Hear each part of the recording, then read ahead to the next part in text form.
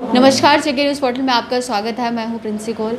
आए दिन जो है नए नए मसले जो है जम्मू एंड कश्मीर में खड़े होते रहते हैं। चाहे हम पीडीडी डिपार्टमेंट की बात कर लें, प्राइवेटाइजेशन को जो लेकर है, आज लोग भी वहां पर जो है प्रोटेस्ट कर रहे हैं। उसके साथ साथ इंजीनियर्स की भी अगर हम बात करें, इतनी सालों की जो मेहनत है उनकी रातों रात जो है उनकी मेहनत पर पानी फेर दिया जाता है एक किस्म का। और तीसरी तरफ अगर हम बात करें डेवलपमेंट में, तो किस तरीके की जो डेवलपमेंट है जम्मू में की जा रही है। बरसात 2 दिन यहाँ पर आ जाए तो मानो जैसे बाढ़ आ जाती है, लोगों के घर जो है उसमें बह जाते हैं। बहुत सारी दिक्कतें हैं जिनका जम्मू कश्मीर के लोगों को जो है सामना करना पड़ रहा है। इन्हीं सब मुद्दों पर बात करने के लिए हमारे साथ जुड़ चुके हैं फॉर्मर मिनिस्टर योगेश साहनी जी। इनसे बात करेंगे, जानेंगे ये सब चीज़ों को किस नज़रिए से देखते हैं। नमस्कार सर। नमस्कार सर, शुरुआत करें अगर बिजली की, तो बिजली को जो है प्राइवेटाइजेशन करने की बात की जा रही है और जो पीडीडी डिपार्टमेंट के लोग हैं वो भी प्रदर्शन कर रहे हैं। इस पर आप क्या कहना चाहेंगे? हाँ, हमने तो पहले भी कहा था कि भी किसी किस्म की भी गवर्नमेंट अदारे की जो प्राइवेटाइजेशन है, कांग्रेस उसके खिलाफ है। और ख़ास करके इस चीज़ को मद्देनज़र रखते हुए कि भी ऑलरेडी हमारे पास अनएम्प्लॉयमेंट इतनी बढ़ चुकी है पिछले कई सालों से, और उसके बाद आप लोग किसी भी अपनी जो गवर्नमेंट अदारे हैं, चाहे वो पीडीडी हो, चाहे पीएचई हो, चाहे बाहर अगर आप आउट ऑफ स्टेट देखें, रेलवे है, उसको भी इसको प्राइवेटाइजेशन की बात हो रही है, तो हम तो इसके ख़िलाफ़ हैं। हम चाहते हैं कि भी इस चीज़ पे सरकार को सोचना चाहिए और इसको ये चीज़ देखकर कि भी अनएम्प्लॉयमेंट इतनी बढ़ चुकी है, उसको मद्देनज़र रहते हम तो इसका विरोध करेंगे। और हम तो पूरा साथ दे रहे हैं, जो भी लोग पीडीडी के जो एम्प्लॉइज एसोसिएशन जो बैठे हैं, हम उनका पूरा सहयोग करेंगे। सर, आपने बात की अनएम्प्लॉयमेंट की। इंजीनियर्स है, उन्हें आत्मनिर्भरता की अगर हम बात करें, जो इंजीनियर्स थे 2004 से जो है लगे हुए थे और 2004 से आज 2020 होता है और रातों रात एक ऑर्डर आता है कि उन्हें जो है अपनी नौकरियों से हाथ धोना पड़ता है। तो क्या कहना चाहेंगे आप सर? एक तरफ जो है सरकार बात कर रही है कि रोज़गार बढ़ाया जाएगा। मैं तो यही पहले भी आप कही कि हम तो इसके ख़िलाफ़ हैं, और ये बड़ी ही अफसोसनाक की बात है और बड़ी घोर निंदा की बात है इस सरकार के लिए कि या तो ये बदले की भावना से ऐसी प्रक्रिया कर रहे हैं कि ये 2004 में जब लोग हम भी सरकार में विधायक थे उस टाइम पे, और कांग्रेस और पीडीपी की सरकार थी, और ये मिलजुल कर एक फ़ैसला लिया था कांग्रेस ने और पीडीपी के मुफ्ती मसीह साहब चीफ मिनिस्टर थे कि भी जितने भी हमारे बेरोज़गार जो इंजीनियर तबका हमारा जो है, नौजवान जो चाहे वो डिप्लोमा होल्डर हैं, चाहे वो डिग्री होल्डर्स हैं, कि ये लोग बेचारे नौकरी हम इनको दे नहीं सकते। तो एक ऐसी स्कीम तैयार की गई कि जितने भी हमारे ये बेरोज़गार का जो ये तबका है, इनको सेल्फ ग्रुप बना के इनको काम दिया जाए, ये बेचारे अपनी रोजी रोटी की व्यवस्था कर सकें। और ये बड़ी गलत बात, और हम इसकी बड़ी भर्त्सना करते हैं कि जो सरकार ने जो फैसला लिया, और ये सरकार को फैसला बदलना चाहिए। ऑलरेडी हम प्रदेश के अंदर जो ये बड़े नारे लगाते हैं, ये जो सरकार के अंदर, चाहे वो दिल्ली के अंदर हैं और चाहे जम्मू के अंदर जो भाजपा आज बैठी है, जो इनके मेंबर पार्लियामेंट ही हैं, बड़े अफसोस की बात है, कॉरपोरेशन के अंदर ये लोग बैठे हैं, मेंबर पार्लियामेंट इनके लोग हैं, और दूसरी तरफ ये कहते हैं कि 370 को हटाने के बाद यहाँ नौकरियों की बाढ़ आ जाएगी। 370 हटने के बाद यहाँ किसी किस्म की कमी नहीं रहेगी, फैक्ट्रियाँ यहाँ पर लगेंगी। आज हालत ये है कि फैक्ट्रियाँ यहाँ बंद हो चुकी हैं। ये बेचारे जो 25,000 के करीब जो हमारे नौजवान जो इंजीनियर तबका, तो चाहे डिप्लोमा होल्डर चाहे डिग्री होल्डर, आज उनको भी इन्होंने बाहर का रास्ता दिखा दिया। तो कौन सी तरक्की हुई है 370 के टूटने के बाद? बड़ी अफसोस की बात, और सरकार को ये फैसला वापस लेना चाहिए। कांग्रेस उनके साथ पूरी तरह एकजुट होकर खड़ी है, कांग्रेस इनका पूरा साथ और सहयोग देगी।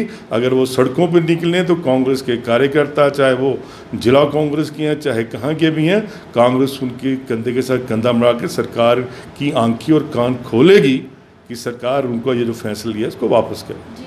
जिस तरीके से आपने कहा 370 दफ़ा हटने के बाद स्टेट के बाद जो है यूटी का दर्जा दिया गया जम्मू एंड कश्मीर को, और कहा गया इसे स्मार्ट सिटी बना दिया जाएगा। हाल ही में जो बारिशें हुई हैं, लोगों के घर जो है बुरी तरीके से उसकी चपेट में आ गए हैं, और आपने देखा होगा कि हाल ही में जो 2-3 गाड़ियाँ हैं, जो डीसी ऑफिस की तरफ रोड जाता है, वो भी पूरी तरीके से नष्ट हो गया। क्या आपको लगता है कि स्मार्ट सिटी बन रही है? मैं इसकी बात क्या कहूँ कि अगर आप मोदी जी को अपनी जो स्टेट है ना, कल मैं वही नेशनल नेटवर्क में देख रहा था कि सूरत की हालत क्या है, बड़ोदरा की हालत क्या है, अहमदाबाद की हालत क्या है। सूरत जिसको ये कहते हैं कि सबसे पहले हम इसको स्मार्ट सिटी बनाएंगे, वो तो डिक्लेयर भी कर चुके, वहाँ काम भी चला है। हालत देखिए कि सूरत के अंदर क्या है। ये कौन सी स्मार्ट सिटी की बात कर रही हैं। जम्मू में पिछले कई दिनों से हम लोग लड़ रहे हैं इन लोगों के साथ, चाहे आप मुबारकमंदी की तरफ चले जाओ, चाहे सेक्टर रोड की तरफ चले जाओ। आज भी इन लोगों को ये जब पीडीपी की और भाजपा की सरकार बनी तो महबूबा मुफ्ती कहीं बोर्ड नज़र आएंगे आपको, चाहे वो आप वहाँ सर्कल रोड में चले जाओ, चाहे पाइंती चले जाओ। जो हमारी डिमांड थी, हम बार बार यही कह रहे थे कि यहाँ पार्किंग की व्यवस्था नहीं है, पार्किंग की व्यवस्था होनी चाहिए। आप हिमाचल में चले जाओ, शिमला एक छोटा सा शहर है लेकिन राजधानी है, लेकिन वहाँ भी कोई पार्किंग की प्रॉब्लम नहीं आई। वो तो पहाड़ी के ऊपर खड़ा है। जम्मू शहर में कहाँ से इतनी पहाड़ियाँ हैं कि भी यहाँ पार्किंग की व्यवस्था हो नहीं सकती। लेकिन जहाँ जहाँ इन्होंने कोशिश की कि पार्किंग होनी चाहिए, वहाँ इन्होंने कोई पार्किंग की व्यवस्था नहीं की। और ये नालायकी है सरकार की कि जहाँ आपने स्टोन लगाए हैं कि भी फाउंडेशन स्टोन लगाए हैं कि यहाँ पार्किंग बनाएंगे, क्यों नहीं पिछले कई सालों से 15 साल से हम लोग देख रहे हैं कि आज तक वो पार्किंग की व्यवस्था नहीं कर सके। जो नुकसान इनको हुआ है उसकी जिम्मेदार सरकार है। सरकार को बाकायदा उनको मुआवजा देना चाहिए। आप यहाँ चले जाइए बख्शी नगर में, अपनी जो पूरी में आज देख रहा था पिछले 2-3 दिन से जो थोड़ी सी बारिश पड़ी तो पूरी जो गाड़ी और क्या बोलते हैं पार्किंग थी जो उनकी मेडिकल कॉलेज की, वो नीचे बह गई। आप इस तरफ चले जाओ, किसी और चले जाओ, जो नहर की तरफ चले जाओ, आप ये जो अपना एजी ऑफिस की तरफ से निकलो तो उनकी भी पूरी जो बाउंड्री वाल थी वो पूरी नीचे गिर के तो नाले में गिर गई। हालत ये है कि भी ये 370 टूटने के बाद ना यहाँ स्मार्ट सिटी किसी को मिलेगी, ना रोज़गार मिलेगा। यहाँ से इवन की रोज़गार की जो व्यवस्था थी, जो फैक्ट्रियाँ यहाँ लगी थी, जो बाहर के लोग यहाँ इंडस्ट्री लगाते थे, आज वो भी यहाँ से भाग के बाहर जा रहे हैं। मतलब कहीं ना कहीं आपका कहना है कि जम्मू के लोगों को सिर्फ एक ख्वाब दिखाया गया था। मैं बिल्कुल कहता हूँ कि जो सुनहरे ख्वाब दिखाए थे। मैं आपके चैनल से माध्यम से मैं आज ओपन चैलेंज करता हूँ, आइए हमारे साथ बैठिए, गुफ्तगू कीजिए, बहस कीजिए कि 370 टूटने के बाद, 35 टूटने के बाद और ख़ास करके स्टेट हुड टूटने के बाद, यूटी बनने के बाद, स्टेट बनने के बाद, स्टेट तोड़ने के बाद, यूटी बनने के बाद जम्मू के अवाम, जम्मू कश्मीर की अवाम को कितना फ़ायदा हुआ, कितना नुकसान हुआ। क्या बेरोज़गारी का ग्राफ कम हुआ या रोज़गार, कितने रोज़गार दिए? आप हमें फिगर्स तो बताइए, सरकार बताएं हमें, अमित शाह जी बताएं, मोदी जी बताएं। और दूसरे जो इन्होंने वादे किए थे कि हम इसको स्टेट हुड देंगे, स्टेट हुड का क्या किया इन लोगों ने? भाजपा बताए ना कब हमें स्टेट हुड देगी। और उसके बाद महंगाई की मार एक के बाद एक। आप तो खुद आप लोग देख रहे हो कि भी कितने टोल प्लाजा यहाँ पर लगा दिए सर। और इनका जो अध्यक्ष क्या कहता है, मैं उसके बारे में कुछ नहीं कहना चाहता। पूरी जम्मू की जनता जो है, जम्मू की आवाम जो है, चाहे वो युवा है, चाहे बेरोजगार हमारा युवा साथी है, वो इनको पहचान चुका है, इनकी काली करतूतों को देख चुका और आने वाले चुनाव में इनको मुंह तोड़ जवाब देंगे। लखनपुर टोल प्लाज़ा की बात करें, जिस तरीके से रातों रात वहाँ के जो लोकल स्थानीय हैं उनका गुस्सा जो है कहीं ना कहीं प्रकट हुआ, उस पर आप क्या कहना चाहेंगे? देखिए, अगर तो आप ऐसे लोगों को काम देंगे, ये नेशनल अथॉरिटी जो है, रोड अथॉरिटी, जिन्होंने ये काम किसी को दिया, वो भी देखना गुंडागर्दी तो बर्दाश्त नहीं करेंगे लोग। कि वही आदमी अगर कहता है कि मेरे पास चाहे पास है, दूसरी तरफ अथॉरिटी ये कहती है कि भी विद इन रेडियस एरिया के अंदर जो भी लोग रहते हैं उनको माफ़ होगा टोल, उसके बावजूद ज़बरदस्ती आप उनसे पैसे वसूल करो, गुंडागर्दी तो चलेगी ना, गुंडागर्दी बर्दाश्त होगी। लेकिन अफसोस तो ये है, आज यहाँ के सिटिंग एमपी सरकार के अंदर जो है, सरकार भी उनकी, राज्यपाल, लेफ्टिनेंट गवर्नर भी उनके, उसके बावजूद यहाँ गुंडागर्दी से सोचें, ऐसा तो काम नहीं चलेगा। लेफ्टिनेंट गवर्नर जी की बात करें, इससे पहले जो हमारे एक्स लेफ्टिनेंट गवर्नर थे जीसी मुर्मुरे जी, अब जो है मनोज सिन्हा जी आए हैं। पहले जो है कांग्रेस पार्टी को मौका नहीं मिला उनसे मिलने का, क्या लगता है आपको जो अब नए गवर्नर आए हैं उनसे मौका मिलेगा? चलिए देखते हैं, उनको भी उनकी क्या मजबूरी थी हम कह नहीं सकते, क्योंकि जो भी दिशा निर्देश दिल्ली से उनको मिलते थे वो उसी को अमल करते थे। अभी तो ये नए आए हैं, हमें उम्मीद है कि ये एक पॉलिटिकल सोच रखते हैं, वो सियासी हैं, चाहे जिस पार्टी से इनका वास्ता रहा है, सियासी आदमी को मालूम होता है कि भी जम्मू कश्मीर में पॉलिटिकल प्रोसेस कैसे स्टार्ट करना। हम तो चाहते हैं कि पॉलिटिकल प्रोसेस स्टार्ट करने के लिए सभी पार्टियों को इनको बुलाना चाहिए, सभी को एक निगाह से देखें कि भी कैसे इस जम्मू कश्मीर में पॉलिटिकल प्रोसेस को स्टार्ट करें।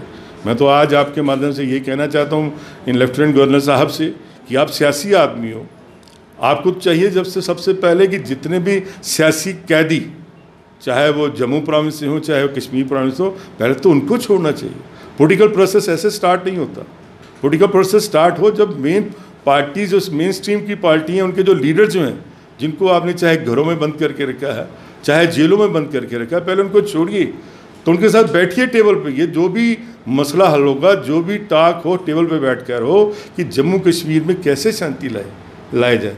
इन्होंने तो बड़ा वादा किया था कि मिलिटेंसी कंट्रोल हो जाएगी, कहाँ मिलिटेंसी कंट्रोल हुई है इनसे। आज देखिए हमारे कितने फौजी भाई, हमारे पैरामिलिट्री फोर्सेस के हमारे नौजवान कैसे शहीद हो रहे हैं। ये सब इनकी नलायकी, इनकी वजह से हो रहा है। टोटल फेलियर हुए हैं। इसकी फेलियर सबसे पहले यही नज़र आती हैं कि एक एलजी जो 1 साल के बाद जिनको यहाँ से हटाना पड़ा, इट मीन कि इनकी जितनियाँ पॉलिसी जो भी इन्होंने सोच लेके आए थे जम्मू कश्मीर के लिए, वो 1 साल में इनके टोटली फेलियर हुए। पिछली सरकार फेल हुई है और तो हम चाहते हैं कि कुछ नए विज़न के साथ आए, कोई नई चीज़ लेके। ये जो हमारे नए गवर्नर साहब हैं, उम्मीद है कि ये आए और पॉलिटिकल पार्टीज़ को बुलाएं, एक टेबल पे बैठा के भी किस स्टेट को कैसे आगे लेके चलें, और ख़ास करके जो हमारी अनएम्प्लॉयमेंट की प्रॉब्लम जो जम्मू कश्मीर की है, इसको कैसे हम लोग सॉर्ट आउट करें, इसको सॉल्व करें। लेकिन ये हालत ना हो कि जो 25,000 के करीब से भी ज़्यादा लोग जो आज सड़कों में इन्होंने छोड़ दिए हैं, कि ये बवाल ना कहीं खड़ा और ना उबले। इसलिए मैं तो यही चाहता हूँ कि भी ये नए गवर्नर जो हैं कि भी सब पार्टियाँ सहयोग करने के लिए तैयार हैं, लेकिन उनसे भी कोई पॉजिटिव रिस्पांस मिलना चाहिए। अगर हम बात करें डेली वेजर्स की, आए दिन जो है डेली वेजर्स भी जो है प्रदर्शन करते रहते हैं, कुछ की वेजेस नहीं दी गई है, तो इन पर क्या कहना चाहेंगे? मैं तो वही कह रहा हूँ कि स्टेट को तोड़ने के बाद, यूटी बनाने के बाद क्या फ़ायदा मिला हमारे इस जम्मू कश्मीर के लोगों को? ये सामने आप लोगों के सामने है। और आप लोग जो मीडिया के लोग हो, मैं तो तारीफ़ करता हूँ आप लोगों की, आपके चैनल की, कि आप लोग हर तरफ घूमते हो, हर तरफ देखते हो कि क्या हालत बनी हमारी जब से ये सरकार, जब से हमारी ये स्टेट टूटी है, जब से यूटी बनाई। सुनवाई कहीं भी नहीं है, ब्यूरोक्रेट किसी को मिलने के लिए तैयार नहीं, ये जो हमारी डिस्ट्रिक्ट एडमिनिस्ट्रेशन है किसी को मिलने के लिए तैयार नहीं। आज पिछले कई दिनों से हम अगर पुकार रहे हैं कि भी यहाँ बारिश आने के बाद आप हालत देख लो, म्यूनसिपल कॉरपोरेशन का हाल देख लो, किसके हाथ में कमांड है, लेकिन हालत देखिए ना क्या है। इसलिए बद से बदतर हालत हो गई है जब से ये यूटी बनी है। और हम तो आपके माध्यम से अपील करेंगे भारत सरकार के, सुनना तो इन लोगों ने है नहीं, करनी अपनी है। जो अपनी करते हैं तो नुकसान आज भुगत रहे हैं कि आज हालत क्या है जम्मू कश्मीर के अंदर, चाहे वो अनएम्प्लॉयमेंट हो, चाहे अपने डेली वेजर हो, चाहे हमारे सेल्फ हेल्प ग्रुप के लोग हों, और दूसरी तरफ कश्मीर में मिलिटेंसी बढ़ रही है। इनको चाहिए कि पहले स्टेटहुड जो थी हमारी उसको बहाल करें, हमारे जो राइट्स थे, प्रॉपर्टी राइट्स, उसको बरकरार रखें, हमारे जो जॉब्स, जो हमारी सिक्योर थी उसको बरकरार रखें। हम लोग नेगेटिव पॉलिटिक्स करने वाले नहीं हैं कांग्रेस के, और पॉजिटिव सोच रखते हैं हम लोग। तो मेरी आपके माध्यम से यही अपील है कि सरकार को ठंडे दिमाग से सोचना पड़ेगा कि कैसे जम्मू कश्मीर की नौजवानों को शांत रखे और उनको हक जो मिलना चाहिए। बहुत बहुत धन्यवाद sir, thank you so much आपको बहुत। जैसे कि आपने साफ तौर पर इन्हें सुना कि जो एक अहम मुद्दा जिसे हम कहेंगे अनएम्प्लॉयमेंट का है। अनएम्प्लॉयमेंट बहुत ही बड़ा एक अहम विषय है, क्योंकि जो लोग हैं वो बहुत ही परेशान हैं। कुछ जो लोग नौकरियां कर रहे थे वो अपनी नौकरियों से हाथ धो बैठ रहे हैं, और नौकरी के नाम पे इनका कहना है कि सरकार ने सिर्फ जो है आश्वासन दिए हैं और ख्वाब ही दिखाए हैं जम्मू को लोगों को, और जो आज साफ तौर पर सामने नज़र आ रहे हैं। तो ऐसे ही तमाम खबरों के लिए जुड़े रहिए जेके न्यूज़ पोर्टल के साथ। धन्यवाद।